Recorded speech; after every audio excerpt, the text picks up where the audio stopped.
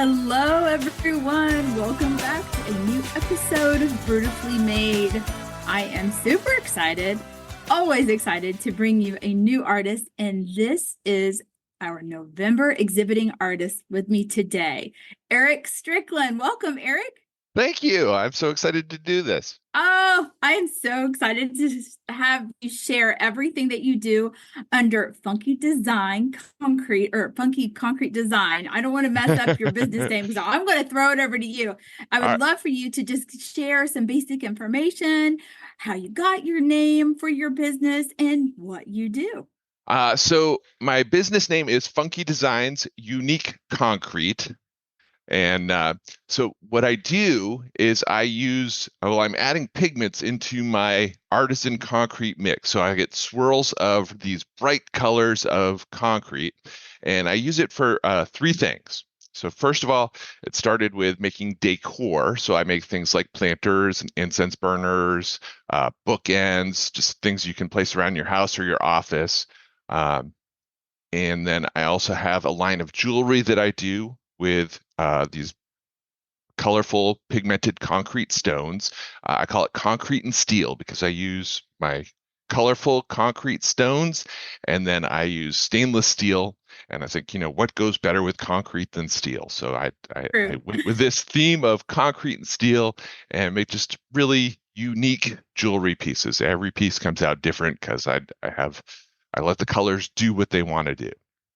And then most recently, I've gone back to my art degree where I used to, paint and things like that to do use my pigmented concrete as wall art. So I'm doing what I call concrete on canvas, and I'm basically abstract painting with colors of concrete. And so there's a lot of color and texture that I use in there, and it doesn't look like anything else. Yeah. I love going through the gallery on your website, which we will share in the show notes so everyone can see all of the items that you've already described. And thank you for confirming what the name of your business is, because I forgot the word unique, and it really, really is. I found you years ago, I believe on Etsy, and I purchased one of your bracelets and didn't even realize that you were at local shows. So when Oh, I had this beautiful bracelet, and I ran into you, I think it was at Chris Kendall Market or something like that. I was like, yeah. oh my gosh, I have one of your pieces. And then it was just, and you're, this big grin on your face. It was just phenomenal. And over the years, just followed what you've been doing. And then when I opened the studio and then we got to connect again, you were so interested to exhibit. And I said, Oh, yeah. absolutely. And oh my goodness, it was just like, I had no idea that you did this wall art. And as I've been like slowly telling people all of these artists that are coming in and rotating out per month, I'm letting people know Eric Strickland, he does concrete art. And they just look at me and they're like, it's going to hang on the wall. You can wear it. They have no clue. And I'm like, Oh, yeah. trust me. Yeah, trust me. So Yeah, how people long have have this you been? concept. Yeah, I'm I'm sorry. sure they do. Yeah, that's one of the first questions I always get is, well, is it really super heavy? Like the earrings, they think it's going to rip their ears out or whatever. Yeah. And no, concrete actually turns out is lighter than natural stone. It's just used for these big heavy things. And so that's how your brain kind of processes concrete as this heavy thing. But, that's why it's so useful is it's not necessarily heavy. You Yeah, see, I just love that. there's stories about, it's always like a design project for a lot of these schools or engineering project Mhm. to do like Mhm. concrete canoes and things like that. And it is a really, really useful material. Yeah. I Yeah. also want to one of your first questions there that kind of got thrown in there was where did the name of my business come from? Oh, yes. So I started my business as a business in 2018, and this was not long after the passing of the musician Prince.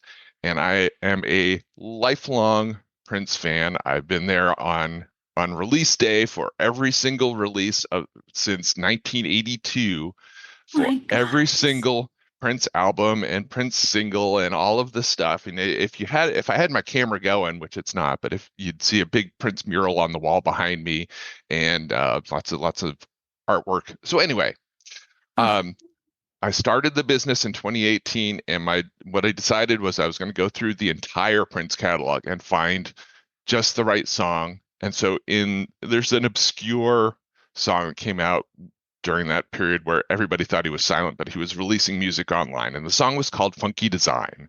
And it just kind of described what I do so well. And so the name of my business is kind of an homage to Prince. that story. I've never known that about the name. That is so cool. So I love to know, like, how long have you been an artist? Because you go back to your canvas and say, that part of your art, but also how long, how like the concrete influence and that as a medium. I mean, like, how did that start? So how long have I been an artist? I've always, I can't remember a time where I didn't think of myself as an artist. Even Yep. like, 5, 6 years old, I was drawing stuff, and it always kind of was part of my identity, my self-image, who I am. Yeah. Um, so I got a degree in studio art from Marietta College in 1994. I didn't know what to do with it. That's so as a studio artist, and that was there was no business, no marketing, no. It was just I could paint, I could draw, I could sculpt a bit. Um, Hmm. so I just basically was qualified to be a starving artist, and and pair that with a philosophy minor, and it was like it felt like the most useless degree ever. And I actually went back to school and became a math teacher for 16 years. Why math? Because most schools only have one art teacher, and I needed something a little bit more marketable, just because I was at that point where I was starting a family and all that. Hmm. Um, s- uh, but what I discovered was that, well, a few things. One, I didn't have time for an artistic outlet. And as somebody that self-identified as an artist, it was kind of soul crushing. And Yeah. then and then teaching, I'm so glad that I spent that time of my life teaching, but it also I burned out. Mm-hmm. It was just this all of the pressures from, there's always somebody different in the administration with different expectations, parents that thought they knew teaching better than the teachers did, and so they're just all of the, government trying to do their thing, and so it was very frustrating to be a teacher. And just as I was getting to that point where I can't do this anymore. I'm halfway through, and if I keep going, the stress of all this is going to kill me. Um, I was introduced to my sister, who her husband was doing tiling on the Outer Banks, but then he started doing some concrete countertops and working with pigments in there and getting these really fascinating effects from it. And my sister was doing some really cool um, decor stuff with it also. And she invited me into her studio, and I saw what they both were doing. She taught me some things, he taught me some things. I threw myself into, doing some research about about this process of working with concrete as an artistic medium. And you know, we were fortunate enough to have our mortgage paid off. And it was, if there was a time where I was going to walk away from teaching and start or return to being an artist, this was the time. And so I threw myself into it. And um, it started with doing the decor stuff. I did, early on, it was trying to copy what my sister did, which, there's an element of I need to find myself. I don't want to steal her cool thing. I want to make it Sure. myself. And Sure. fairly quickly, I was doing, within the first 2 or 3 months of doing this, as going out and doing craft shows and things like that. I always have a little bit of concrete left after casting a piece. And so I thought, well, it wasn't enough to do anything substantial with, but I'd, kind of try some things. And I think it was my wife that suggested, well, maybe you could do some jewelry with it. And I laughed. I thought, well, concrete jewelry, but, so anyway, I tried it. And the results were really very striking.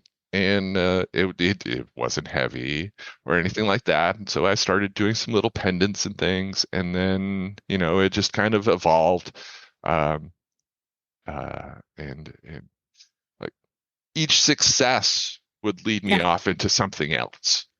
And yeah, I frequently tell customers, where do you get your ideas? And, well, it all starts with, well, that's a stupid idea. Let's try it anyway. And Yeah. and so, all these, sometimes the experiments go well, sometimes they don't, and I learn from them.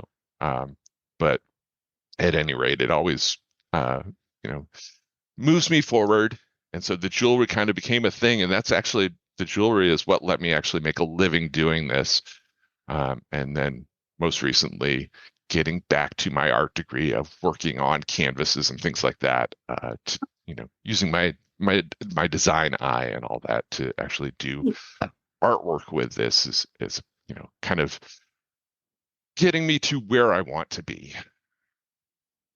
That journey. Oh my gosh. Kudos to the wife, because as we speak about what you're going to be doing in the gallery studio beautifully, I also have to thank her for pushing you towards a class. So I think that continuing to run those ideas by her are perfect, because you're hesitant as an artist, oh, am I going to be able to do something with this idea? And we always just let fear creep in slowly. And I'm glad Oh that yeah, you're battling that and just going out there and trying, because that's what we need to hear, that, you're giving people permission to just try. That's yeah, awesome. and that's a huge part of, well, art is not, you hear this all the time, art's not a product, it's a process. And Hmm. and so every time I do I had a situation where I had this canvas that I felt like was almost done. I was so happy with it, it just needed one more element. And then I hemmed and hawed over it for a couple of weeks, and then I was like, okay, I'm just going to do this thing. And as I was doing it, I'm like, I'm ruining this. And I probably did, but then, like, um, so I did a bunch of things to that canvas. I sanded it down. I did some scraping on it, and it's back to being one step away from something that I'm really proud of. So it's that, I just got to I got to get past my fear of ruining things and just do it and see what Let's happens. get out of our own way. Yeah. Oh, we are the worst, I swear. I totally have been there I hmm understand that so deeply. My gosh. Well, so before the concrete, what was your main medium? So I guess I really, I mean, I did oil and acrylic and watercolor Okay. and Okay. So painting. excuse me. And I like to draw and stuff, but I Yeah. think watercolor was probably my medium of choice. Really? So that's Yeah. just such a juxtaposition, where the concrete, the heaviness, the texture, and then Oh this yeah. light and, lofty watercolor. I love that. I mean, But just then amazing. I'll tell you what, if the most obvious thing about my artwork is the foreground and these really bold, striking lines. But if you look past that at the background that I've created behind it, there's a Mhm. lot of like flowing colors and blending, and so there's that it's still in there, that Yeah. Yeah. it's not obvious. Yeah. It's good though, the depth Oh that you yeah. get to capture, and while you're looking at a piece. I think that that's a great thing to let people know to look for when they're hmm seeing them, because I love your dimensional pieces as well as the jewelry. So when we get to see the canvas at the exhibit, that's going to be a first for me. I don't know that I've ever seen any of your canvases. So I'm very Okay. excited that we're going to get to see that, because that's going to be new for me to see. Oh my It, goodness. yeah, it's a process moving those around and setting up. So, Oh yeah. unless I'm doing a multi-day show, I don't bring them out on the road with me. Makes sense. That makes sense. Where do you find your inspiration for like what to make or the color combinations that you create? Um, so a lot of my inspiration is actually the material itself. I'll be doing something like, wow, look at what that concrete just did, and then I try to recreate it. Um, Sometimes it's, conversations with people that, they see something else, and then oh, that's really neat. Sometimes like I recently have started going into the local uh, rock shop and picking up like colorful gravel and stuff like that. Like I just did a piece with some green quartz glitter in it, and I sold one this past summer that had some amethysts uh, Oh, in it, and so doing like because concrete the concrete itself is fairly matte in its finish, and so mhm. getting some of that the natural stone in there to add it a little sparkle or whatever, it gives it some more depth and things. Um, so sometimes I'm inspired by the materials. Sometimes, as far as color combinations, I'm looking at, sunsets, or I see a cool piece of Yeah. artwork. I'm a big music Yeah. fan, and sometimes I'll just flip through the records and, oh, look at this album cover. I love these colors Yes. together. Um, and it because so when I was painting, I'd have a whole array of colors before me. Any color of the rainbow is just a matter of squeezing some paint out onto the palette or mixing the right color, watercolors or whatever. Working in concrete, because concrete wants to cure very quickly, I have to pick a palette. It's got to be a fairly limited palette. I have to work fast. And so getting, a selection of like 3 or 4 colors. And yes, I can blend some as I work, but it's because I work so fast. Um, you know, it's it starts with getting the right set of colors to work with. Sounds like a fun challenge, you've got a time limit, that there's these stipulations that are kind of Yeah, framing your work, and yeah, that's a cool challenge to have. it is. And the material, I'll have to show you this pair of pieces when we set up. Um, that I did these two smallish square canvases. I think they're 10 by 10 or 12 by 12 or something like that. But anyway, I did one piece right after I made the mix. And there's like blue and red and white and black and a little bit of purple in there. And the colors, when I poured them onto the canvas, they just flowed and made, you would swear that my intention was to make this beautiful cloudscape. And it looks like the sun streaming through the clouds and then like maybe 10, 15 minutes later, that color had started all of the concrete had started to set a little bit. And so I poured Mhm. onto the canvas, and it did not want to move. It didn't flow. And I was actually like banging that canvas on the floor, trying to get it to spread across the canvas. And so what it did was it kept its tight line. That there was no blending of the colors. Just these really cool swirls. And so the two pieces together, I told you one looks like the cloud, the other one looks like the swirls, like the surface of the water underneath those clouds. And so they're such an excellent pair Oh, because not because of anything I did intentionally, but because of how the material acts. yeah. And that's how like I said, the material becomes its own inspiration. Yeah. I love that. Oh, yeah, I can't wait to check those out. I can't wait to see those. And I love the explanation of like how it, became and how they complement one another, Right, even right, though right. the intention was to have the similar colors, but the final pieces look totally different, but still relate. So Yeah. happy accidents. We love those. Serendipity, my favorite. That's right. My favorite word. I love that word. Oh my goodness. So what do you feel like your biggest challenge is just as an artist overall, not just, working Hmm. with that medium, but what's your biggest challenge? So I make my money out on the road. I do this year I'll have I think 53 dates where I'm actually out doing a show. And I like something like Yankee Wow. Peddler, that's 6 days right there. Um, Oh, but so, but to do what I do, and I don't have employees, it's just me. Um, so I have to do all the jobs. And, that's all stuff like from my art degree, I didn't get any of that information. And so right. learning how to do things like accounting and taxes and do web design and do promotion and social media and make the packages that I sell my stuff in, and then building displays so I can manage my in-person shopping experience and all these other things that, I had no concept of, it's, but on the flip side, that's the challenge of it, but that's also what makes it fun and exciting for me because I'm not Right. doing the same thing every day. And if I don't feel like working a canvas, I can be doing the web design. I can be photographing.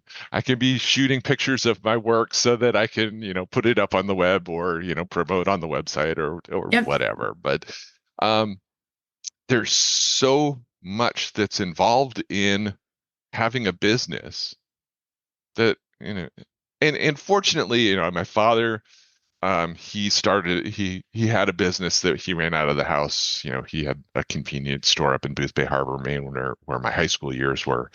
And, so I got to see that it's not just the front facing stuff. I mean, there's all of the behind the scenes work that goes into doing something like this, that nobody ever sees. But you know, I, as far as challenge goes, I mean, I've got a list of things I want to try. So Yeah. I bet. the inspiration for years and years and years was like, what am I going to do? What am I going to do? And then I figured out what I'm going to do. And now I've got more things to try than I have time to do. So it's time management. It's all of the other stuff that goes along with doing doing this as a business. Yeah. Yeah. On the business side, I hear you loud and clear. I get that too. My Yeah, heart is in the art, but I still have a business to run. yeah. It's hard. The other thing that comes to me as far as a challenge is because of all of these things and because of my kind of chaotic nature of working, keeping a clean workspace is all but impossible for me. And so like this Yep. weekend, my wife walks into the room, she's like, I just look like just a ball of stress. Like, what is the problem? I said, I've just spent 45 minutes looking for a pair of wire cutters. I never did find them. I had them Yeah. 2 days ago, and then they're gone. And I'm trying to, wire up my canvases so that we can display them at Beautifully, and just, you know, just the Oh yeah. chaos of it all. And And you my, probably carried him in another room and didn't even realize it or something. I mean, right, oh right, yeah. yeah. So, Oh goodness, that's yeah. that's the other Workspaces. big challenge, but that's more of a me challenge than a running a business. My own, Um, I'm just a chaotic person, I guess. you don't seem chaotic. Now, Eric, you're very organized. I don't believe that. So I would Um, love to let everybody know, like, how I know you're at shows. You do a ton of yeah. shows, but where can Mhm. they find like where those shows are and where you're at? How do they find you and follow you? Okay, so my website is probably you can find everything else from there. My website is Funky Designs OH for Ohio, funkydesigns oh.com. All of my social medias are also Funky Designs OH. So that's on Instagram and Facebook and Threads and whatever. And then all you can find some of my work on Etsy. It's the frustrating thing about the web is, like I said, most of my income comes from doing the jewelry, but every piece of jewelry is different. And so there's not actually a lot of jewelry on the website because I would have to do separate listings for every single piece because each one is different. So the I best, have been at your shows and you have a lot of selection, so I do not blame you for placing them all on there. yeah. Definitely. So, Oh, but goodness. yeah, my calendar is also up on the website. And between now and the end of the year, I've got shows in Akron, in Canton, in Pittsburgh, not Columbus, Cleveland, And then, I do all over, the eastern half of the country, or the eastern half of the state, and then into Pittsburgh. And so, the if you want to see all the jewelry, that's the best place to catch me, is find me on the road. Yeah, I agree totally. So I also want to talk about how you give back to organizations. Can you explain some of the ways that you do that and some of the Oh, organizations that you support? all right. So, as a teacher, I always tried to make my classroom a very safe space. Um, and which, with high school students can be a challenge. And it turned out that my LGBTQ students were so incredibly grateful to that for that, and it made a big impact on them. And so, and I taught in a pretty rural place, and so there wasn't a lot of that kind of safe space mentality going on. Yeah. So when I left teaching, I wanted to find a way to continue to help those students. That the LGBTQ population is the highest suicide risk amongst our youth.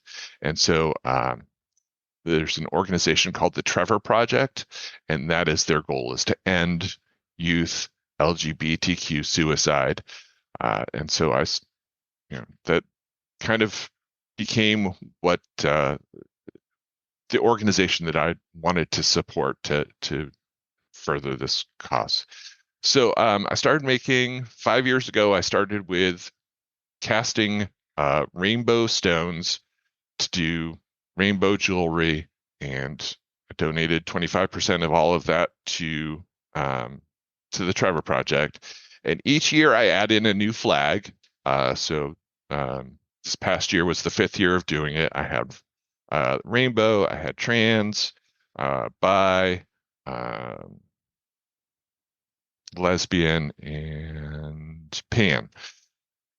Um, and so it's become like a whole line of jewelry that I do, and all of that I donate 25% to the Trevor Project. So to this point, I've raised about $2,800 for them, with this goal of ending youth LGBTQ suicide.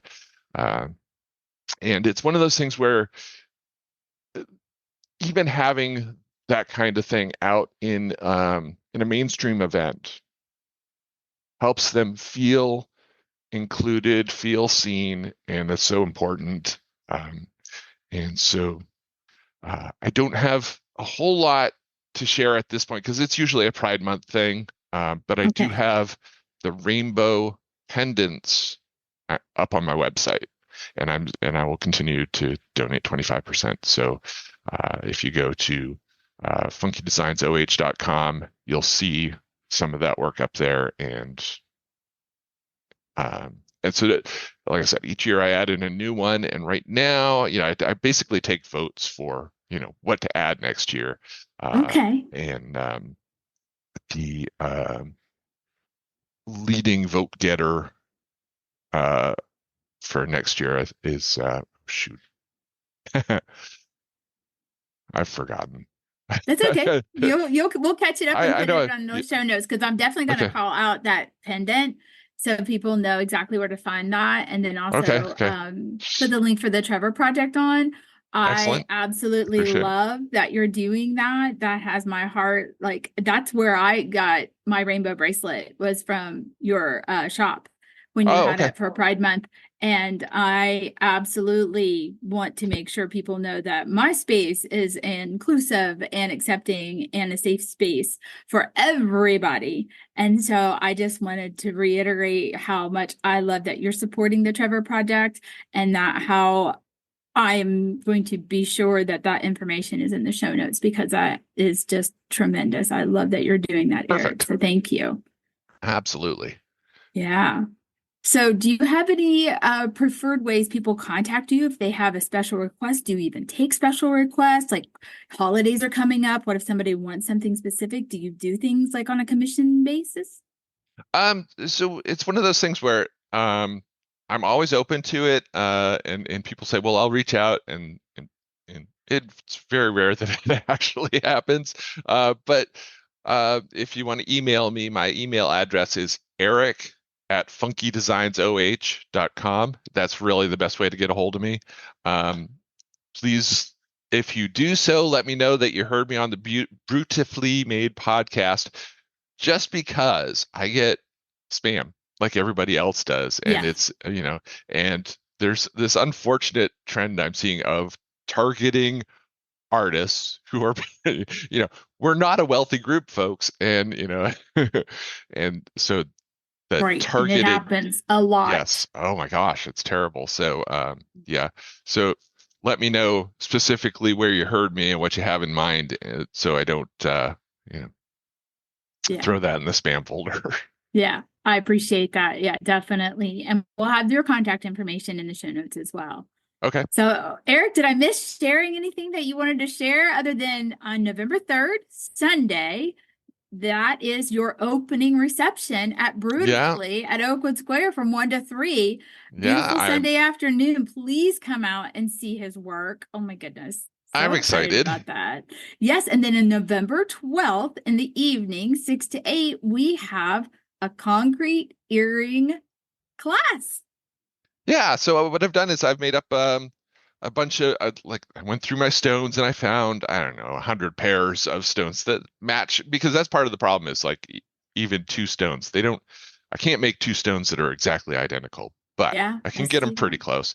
So, yeah, I went through and found a bunch of pairs of stones that, and then we'll get all the parts out, and I'll teach people how to assemble them and mount the stones, and Yeah, and you'll so they get to can use the metal customize. and the concrete, right? If that's Yes. Yeah. the just love that urban like look and feel of it. It's just Yeah. so cool. Yeah. Yeah, I like the irony of, these very industrial materials, but it's a very finished look when it's done, and it kind of, Beautiful. it, I it, love the it yeah. matte finish of it. Oh yeah. Yep. Yeah, very elegant. It makes it look different than other stuff. So Yeah. Yeah. I love that you have not once said that you're following this trend. You are setting a trend. You are setting up a whole beautiful look all on your own. And I'm just very excited to introduce it to the community if they have not got to experience it yet. So yeah, thank you so much, Eric. absolutely. Thank you. It's been a pleasure, and I look forward to November. I know it's here already. So Right. thanks again. Absolutely. Thank you.